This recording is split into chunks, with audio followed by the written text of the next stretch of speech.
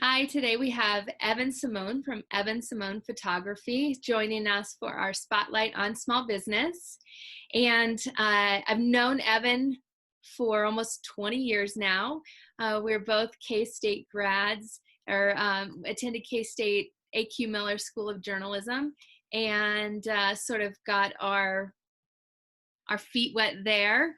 And Evan moved to Denver before I did and sort of got entrenched in a lot of local things, politics, businesses, and his photography is phenomenal from various standpoints. But he's my focus on small business today because, well, I'll let you tell him. He his business is starting to evolve just like all of ours. So Evan, why don't you tell us about what your business and your business model looked like in the last 5 years or so, and then sort of how you're seeing it change now. Well, I mean, I think it actually kind of reminds me of the huge change, which was I had, I went to school actually, for journalism.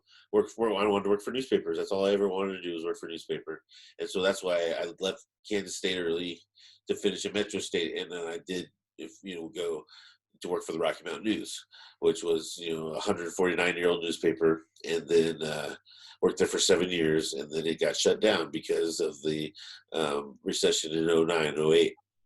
And so this kind of reminds me of that time about how, 220 people, we all lost our jobs. And, we all walked out of the building at the same time. And it was instantly like scrambling of what are we going to do to live? I think even back then we qualified uh, uh, for unemployment. So that was, you had to, fill out all those forms. And that's why I'm kind of laughing. I sit back and laughing, understanding what everybody's frustration is right now when I hear them on the news about trying to file for unemployment.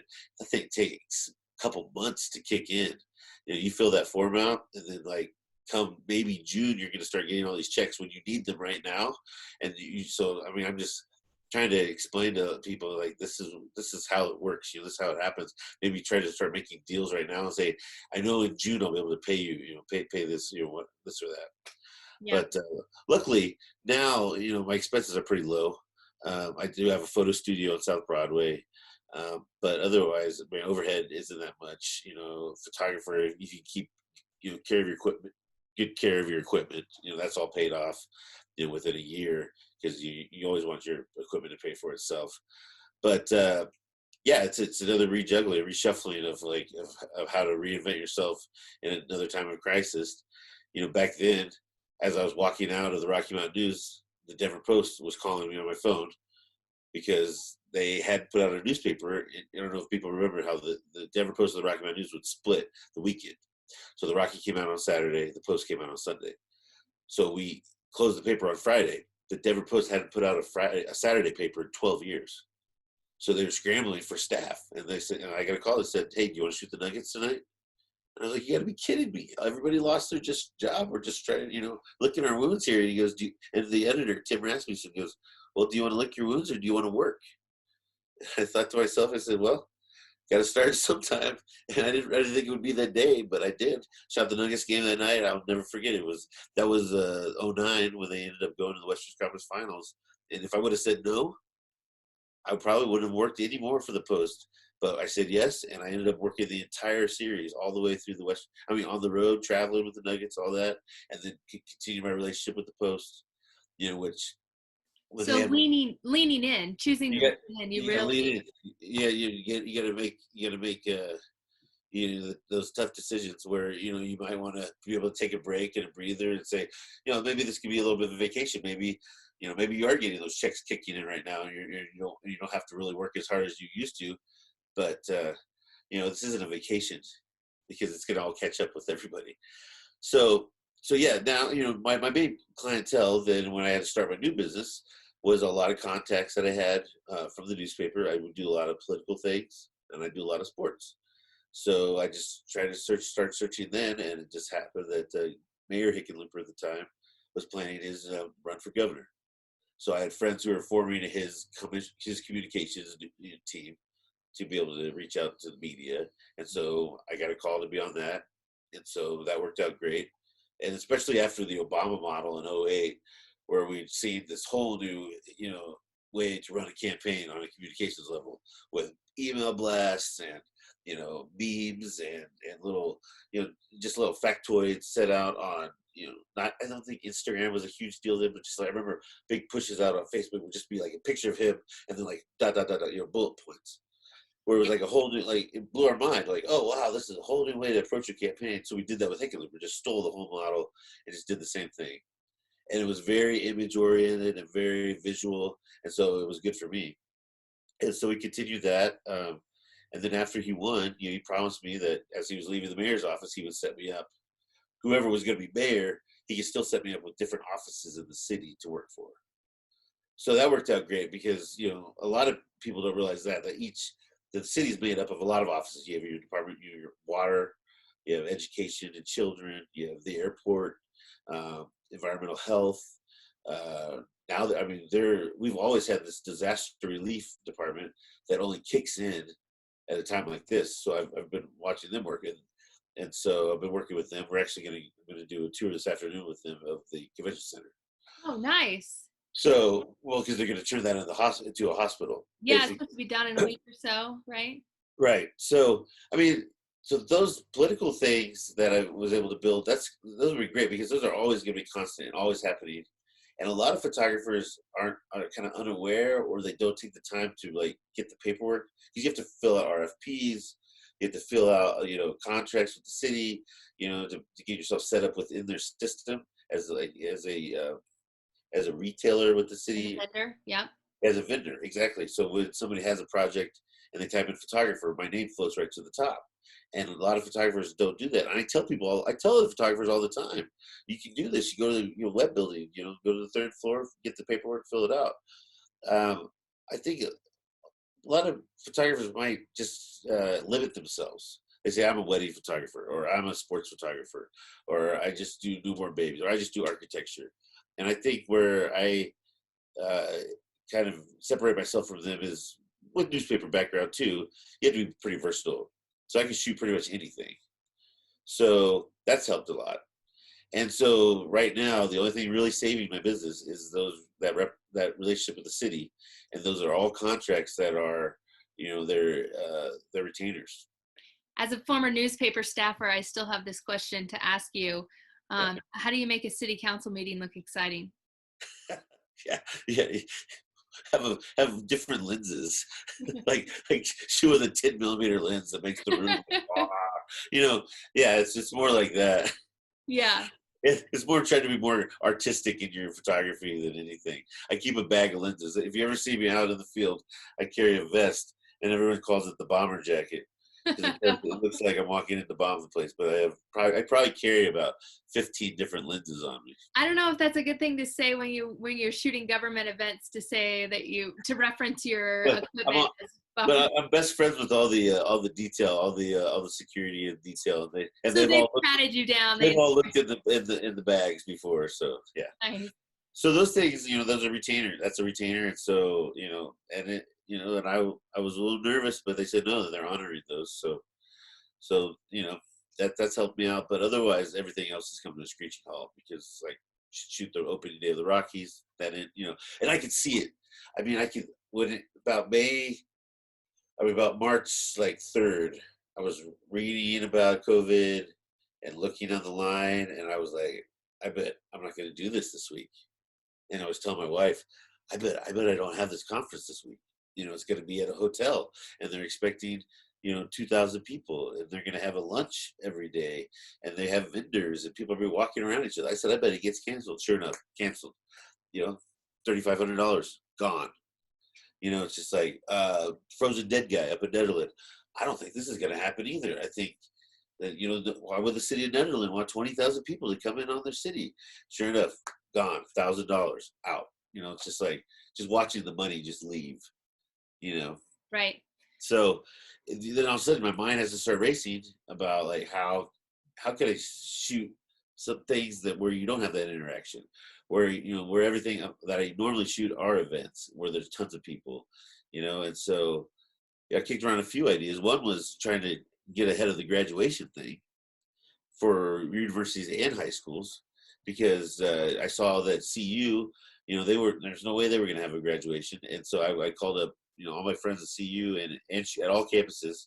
And I said, is there any way we could take the students right now and get them in caps and gowns? And I would shoot them, from like a distance away. And then you'd have a file of each student in a cap and gown. Oh, no, we'll have our graduations. 3 weeks later, they all shut down all their graduations. All the kids went home. So now they can't even have a complete class if we try to do it again. High schools there's KIPP charter schools is taking me up on it, but they're a smaller school and they can do that. But DPS hasn't gone into it yet. I think DPS is going to have the kids walk next year. Okay. Well, So they're definitely, I mean, that's a problem solving attitude, right? So as an entrepreneur, you really have to see the problem and come up. You don't have the luxury of waiting for somebody else to come up to solve the problem. right. You've got to find your way around it. That option, I hadn't even thought about that. I have an 8th grader graduating from continuing on from a middle school here in Littleton. And, I just said, well, next time you set foot on a campus, it's going to be a high school campus, which kind of makes my heart palpitate just a little bit. But, knowing those things and trying to capture the memory. And there's a lot of people who, now I'll bring up the opportunity that people have to reach out to you and to support your business, which is the neighborhood photos from the street, which we've seen has become really popular nationwide. Right. And I've had some kickback when asking neighbors if they would be interested, because they don't want to remember this time in history. And quite frankly, we're going to remember it, and the history books are going to remember it whether we want to or not. And so I think, with Easter being around, with spring, and hopefully after the weather this week, we warm up and, those things happen. We can actually realize, okay, taking a picture from the porch, that's fine. All of our family is here, and this is notating that we were here and safe. And so why don't you talk about that? Well, it was actually my wife Erin. She had seen it online, some other state. There was a photographer doing it, and I thought, well, that is a great idea, so I got on Nextdoor and I tried to come up with something catchy, so what was the front porch photo, family photos, $50. Mm-hmm. Kind of all flows together, but I don't. $50 might have been shorted myself, but it's a short hit of a shoot. I come if there's power on the front outside the house, mm-hmm. I'll call the family, be like, I'm here, and don't bother coming out yet. I see power here. I'm gonna set up my light, so I run a power, run an extension cord, set up a light, so it's all set, and then I put on my mask and I spray myself down with Lysol. But I don't have my Lysol back here, but put the mask on, Lysol. My mom said I'm going to ruin my skin.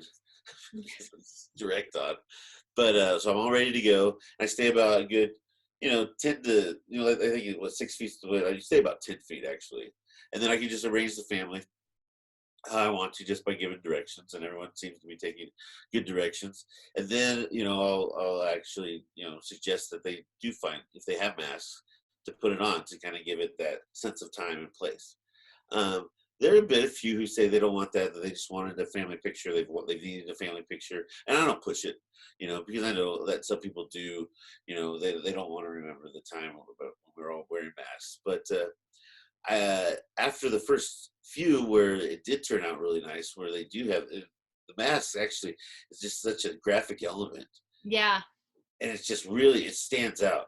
I started thinking, people started saying, "Wow, this could be like a book. This could be like art display at the MCA or something." It could be, after this is all said and done, people would come and look at these as families of Denver or in Colorado or the metro area, who pose for these pictures. Yeah. And so, I'm trying to push for some of those, because I know I could use those for future projects.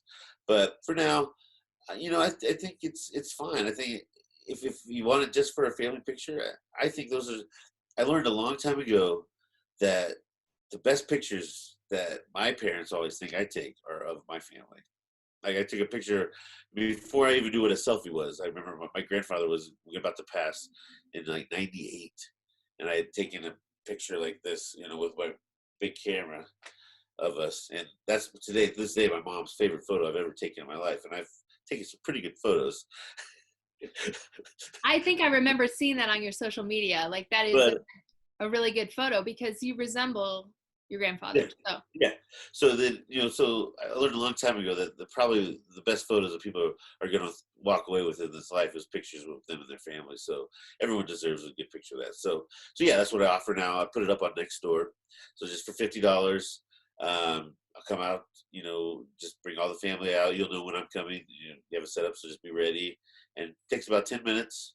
Sometimes we can spend a little more time, but that's pretty much all that really goes. I've done stuff from newborn babies, 3 weeks old, last Saturday, 3-week-old baby, to newly married couples, uh, to a wedding that just was like, they decided to have a photographer, and a friend of mine was like, my friend's running this deal. Maybe he'll, kick it in for this a little bit. So there were 6 people at the wedding. And I was standing, like, kind of rotating on the rooftop in Baker. But yeah, it's turned into a pretty good project. So yeah, and yeah, I'll travel anywhere in the metro area.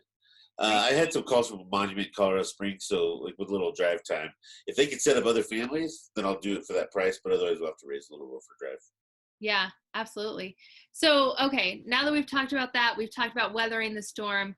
Give me a couple of the really cool experiences that you've gotten to shoot and sort of why. I think people fantasize the life of a photographer. You get to be sidelined, you get to be courtside, you get to be right in the heat of the action. What are some of the core or best things that you've shot that have given you the best experience? Um, it probably changes all the time. I think that I was recently. I've worked with the United Steelworkers Union and the Ironworkers Union. They're based out of Atlanta. Well, I think their headquarters are in DC, but they sent me down to Atlanta because there's a lot of they have what they call the Ironworkers Olympics, which is kind of like I don't know if you've seen the lineman Olympics where the guys work on the telephone lines and they have like a whole, they like race each other up the poles and all that kind of stuff. So Yeah. similar to that, like tying knots and like, I mean, these guys are working on buildings in cities that are, 200 stories high. It's crazy, but just really salt of the earth people.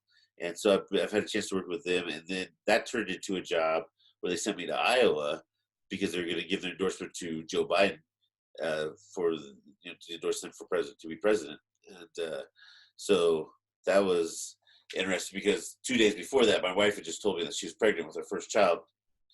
So that's all in my head, and I'm flying to Iowa, and this is before COVID and all that, and I'm with the ironworkers and having a great time with all of them. And Joe Biden comes in, he spends probably 2 hours with these guys, and he's a guy from Pennsylvania, and he understands the working class guy, and he's just the guy swears like a sailor. You can kind of see that on TV that he's always trying to hold back a swear word because he's he's hilarious. But we had some downtime, and he kind of looks over at me and he goes, "So what's up with you, big guy?" And I said, "Oh, well, actually, Vice President," I said, "my wife told me this week I'm gonna be a dad." And he goes, "Lay it on me." And he had me. He wanted me to film a video to my wife, and so he filmed. We have a video, congratulating her. But just those little, like say, those side experiences that happen when you're just doing a regular job. But those photos, the ironworkers love him. I mean, they love, and the fact that now he's the nominee, to be president of the United States. Those are going to be like great memories. Yeah. Um, Yeah, that's who gets to experience that, right? right. Then I would let me add a sports one because I mean that's why I got into this game. Yeah. But it wasn't. I mean, I've covered both the Broncos Super Bowls with Peyton Manning, the terrible one in New York, which I actually left at halftime because I wasn't on the field shooting. It was like with the mayor and the governor. So if the Broncos would have won that game, they would have taken me on the field with them, and then they would have held up the trophy. But I could see that they weren't going to win. It was terrible, and it was just a terrible experience because everything was in New York City, and then you had to take the train to New Jersey to go to the game, and the lines were bad, and I was like, I'm getting out of here. And so, but then the one in Santa Clara ended up being way better, obviously, because they won. But just a Peyton Manning story. soon after that, Chad Bailey retired. And so I get a call from CBS and like, hey, Chad Bailey's going to retire in like an hour. Drive down to Dove Valley. So I get the car, drive down to Dove Valley, and make it right in time. Chad Bailey comes down. He's like crying, and he's retiring, and always there. They're all hugging him and stuff and talking. And I just feel this presence sit down next to me in this empty chair, because at Dove Valley they have like stadium seating. Even the photographers sit in the stadium seating. You're just kind of shooting down at the president, and I hear this guy. He's just joking in my ear. He's like, "Yeah, but he went to Georgia. He didn't go to Tennessee like me." And I was like, look at this Peyton. I was like, "Are you making jokes to me?" And this Peyton Manning just like rattling off jokes because nobody else is around him. And there was the only open seat, and he's just like saying stuff like that. He's like, "Yeah, but I beat his butt when he was in Georgia." Just making fun of poor Chad Bailey crying on his retirement day. But that was pretty great experiences. Yeah, those are awesome. And of course you've started your novel, right? So you're tracking all the Yeah, experiences down and all of that. So exactly. well, awesome. Well, why don't you tell everybody your website? Your information will also be below the video. So Yeah, it's just my name, EvanSemon.com, EvanSemon.com. You can find me on Facebook, Evan Semon Photography, and then I'm on Instagram at Denver Evan. And then, yeah, I'm going to send some photos over. You're going to be able to run them through here. So be good. Yep. You'll see them tagged on. Just keep watching. And thank you so much for watching Spotlight on Small Business today. Have a great day. Thanks for watching about Evan Semon.